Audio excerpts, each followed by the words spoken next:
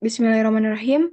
Assalamualaikum warahmatullahi wabarakatuh. Perkenalkan, nama saya Nabila Yuliana dengan NPM 211002034 dari kelas C, angkatan 2021.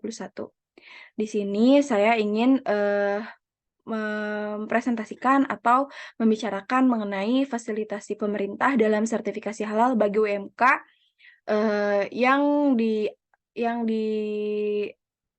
yang ada di mata kuliah industri halal.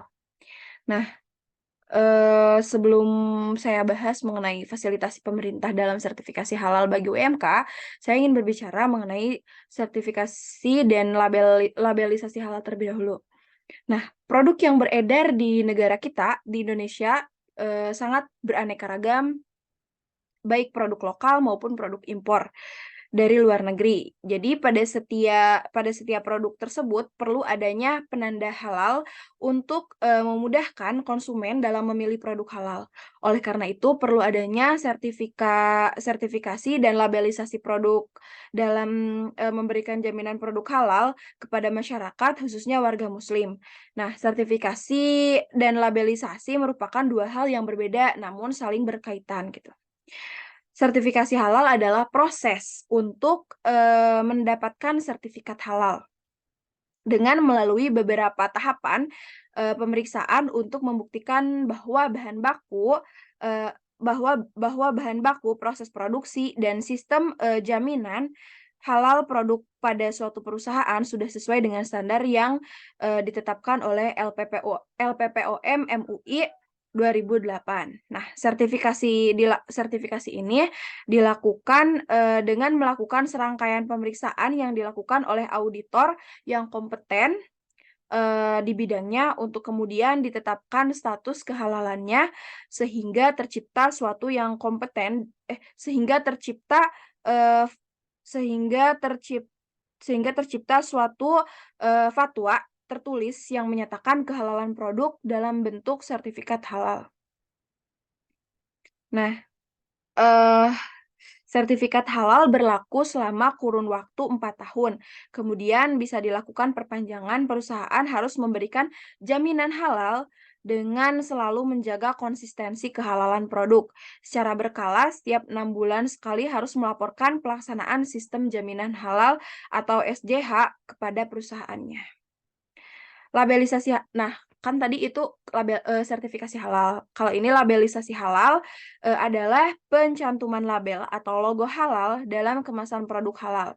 Label ini berfungsi untuk menunjukkan kepada konsumen bahwa produk tersebut merupakan produk berstatus halal.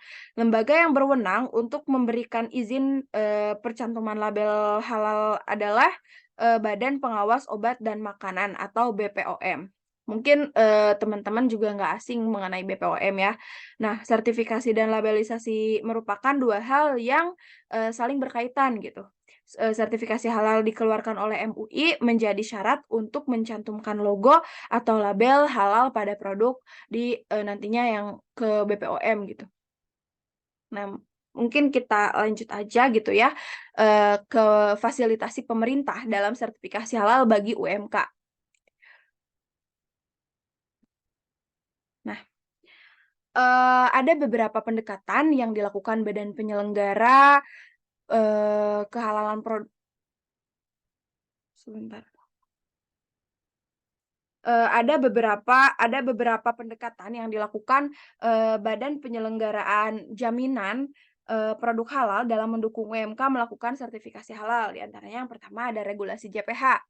Nah, ketentuan terkait pelaku usaha mikro dan kecil pada Peraturan Pemerintah Nomor 39 Tahun 2021 tentang penyelenggaraan bidang JPH pada Pasal 79 menyatakan bahwa yang pertama, sertifikasi halal bagi pelaku usaha mikro dan kecil didasarkan atas pernyataan pelaku usaha mikro dan kecil. Yang kedua, pelaku usaha mikro dan kecil yang merupakan usaha produktif yang memiliki kekayaan bersih atau memiliki hasil penjualan tahunan sesuai dengan ketentuan peraturan perundang-undangan. Yang ketiga, yakni pernyataan pelaku usaha mikro dan kecil dilakukan berdasarkan standar halal yang ditetapkan oleh BPJPH.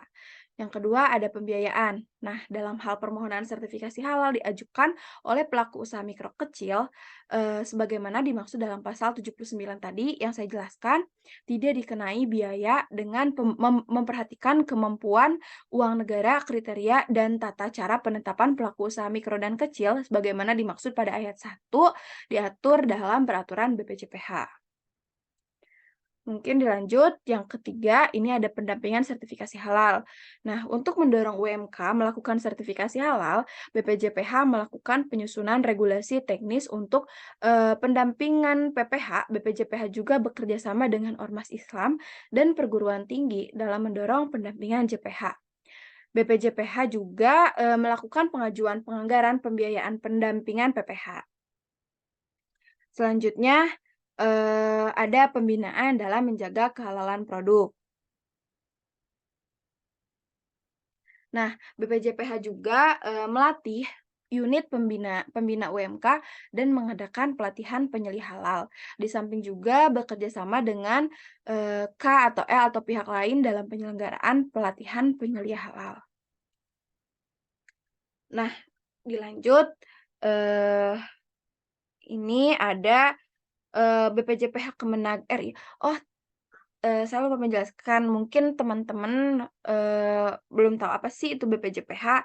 Nah, BPJPH ini adalah Badan Penyelenggara Jaminan Produk Halal, salah satu unsur pendukung di Kementerian Agama Republik Indonesia yang berada di bawah dan bertanggung jawab kepada Menteri Agama yang bertugas melaksanakan penyelenggaraan jaminan produk halal sesuai dengan ketentuan perundang-undangan.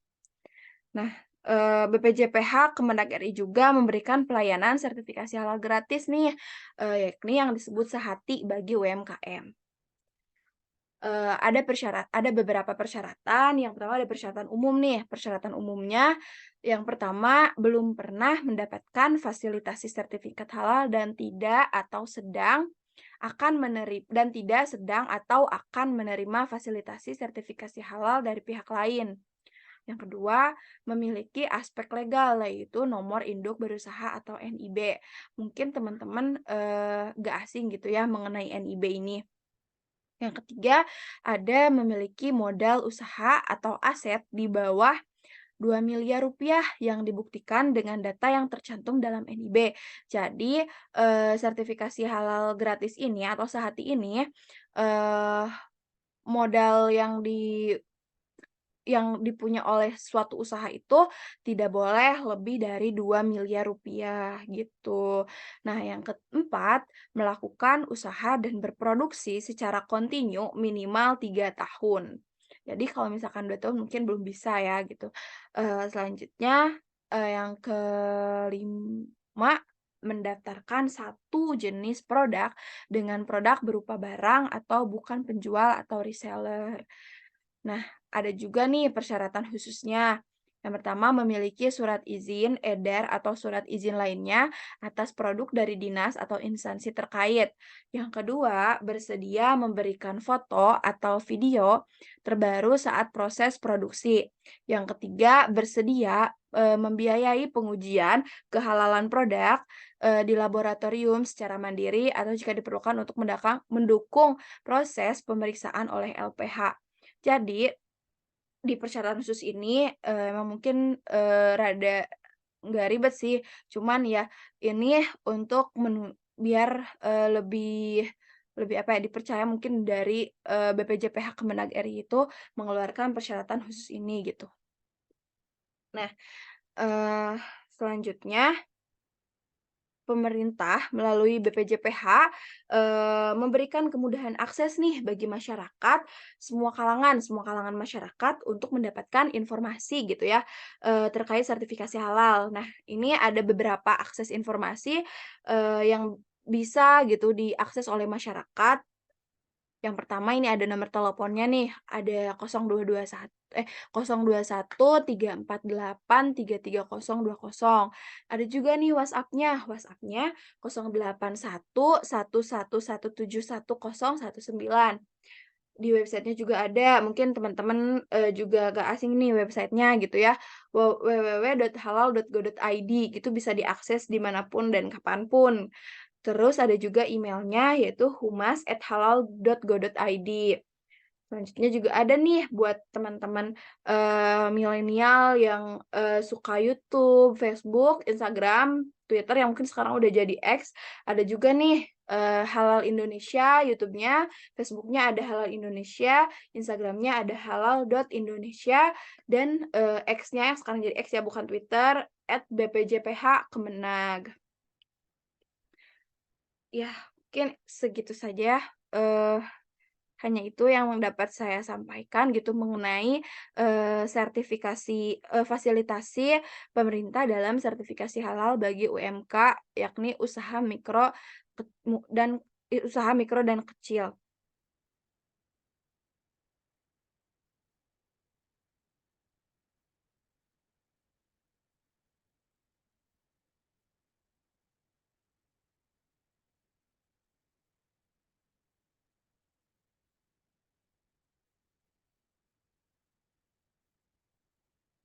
Mmm. Nah, BPJPH juga diresmikan oleh Menteri Agama, yakni Lukman Saifuddin pada 11 Oktober 2017.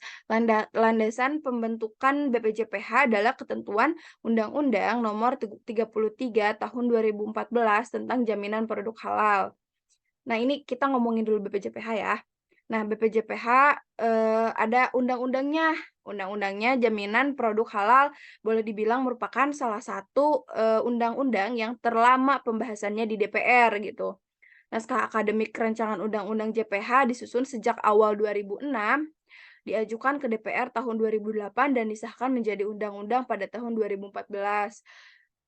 Ini cukup, apa ya, cukup ya lama karena kan, rancangannya RUU-nya dari 2006 baru bisa diajukan ke DPR 2008 dan dirapatkan lalu baru disahkan yaitu pada tahun 2014.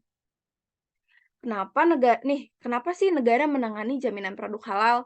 Nah, dalam bahasa regulasi, untuk memberikan kenyamanan, keamanan, keselamatan, dan kepastian ketersediaan produk halal bagi masyarakat dalam mengonsumsi dan menggunakan produk serta meningkatkan nilai tambah bagi pelaku usaha, untuk memproduksi dan menjual produk halal.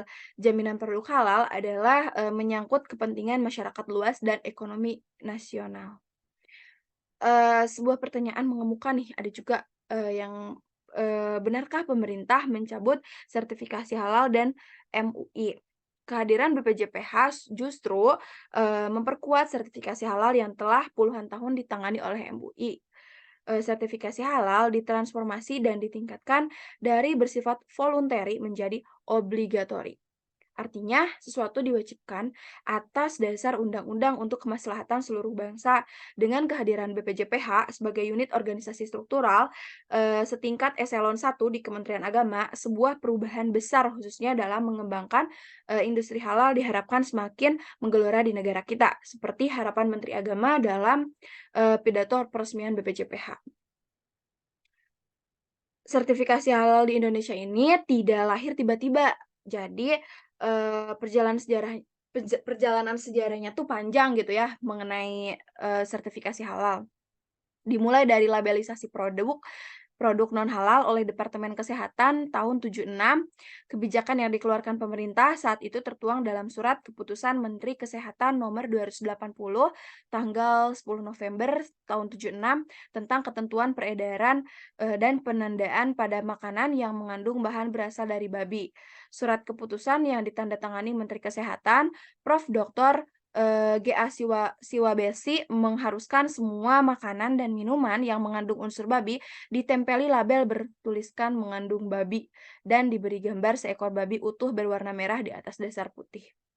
Pada perkembangan selanjutnya, proses penerbitan sertifikasi halal di Indonesia ditangani oleh MUI setelah dibentuknya Lembaga Pengkajian Pangan Obat-obatan dan Kosmetik atau bisa disingkat dengan LPPOM MUI tahun 1989. Kelahiran LPPOM MUI dilatar belakangi merebaknya kasus lemak babi yang pada saat itu meresahkan masyarakat, terkhusus kaum muslim ya, karena haram. Nah, ini kita membahas mengenai sejarah gitu ya, sejarah sejarah BPJPH. Sekitar bulan Oktober tahun, 1988, surat-surat kabar dan majalah di Jakarta menurunkan berita hasil penelitian Dr. Insinyur Haji Tri Susanto, MAPP, SC, dosen Teknologi Pangan Fakultas Pertanian Universitas Brawijaya Malang. Di dalam hasil penelitian yang dipublikasikan, ditambah beberapa, item di luar daftar sampling yang diteliti, menyebutkan beberapa jenis makanan mengandung lemak babi gitu, seperti produk susu, denko, biskuit, coklat, es krim, kecap, dan lain-lain. Jadi pemerintah mulai dari presiden, menteri, DPR, dan MUI ikut urun rembug dan turun tangan untuk menenangkan umat Islam yang tersengat karena isu lemak babi. Nah, jadi, sangat panjang sekali gitu sejarah mengenai BPJPH. Mungkin saya tidak bisa, menjelaskannya di sini dan terlalu panjang. Mungkin teman-teman bisa, eee, apa ya, mencari tahu gitu mengenai, eee, sejarah mengenai BPJPH ini. Dan mungkin itu saja gitu yang dapat, saya sampaikan mengenai fasilitasi pemerintah, untuk fasilitasi pemerintah dalam sertifikasi halal bagi UMK. Kurang lebihnya mohon maaf, saya ucapkan terima kasih. Wassalamualaikum warahmatullahi wabarakatuh.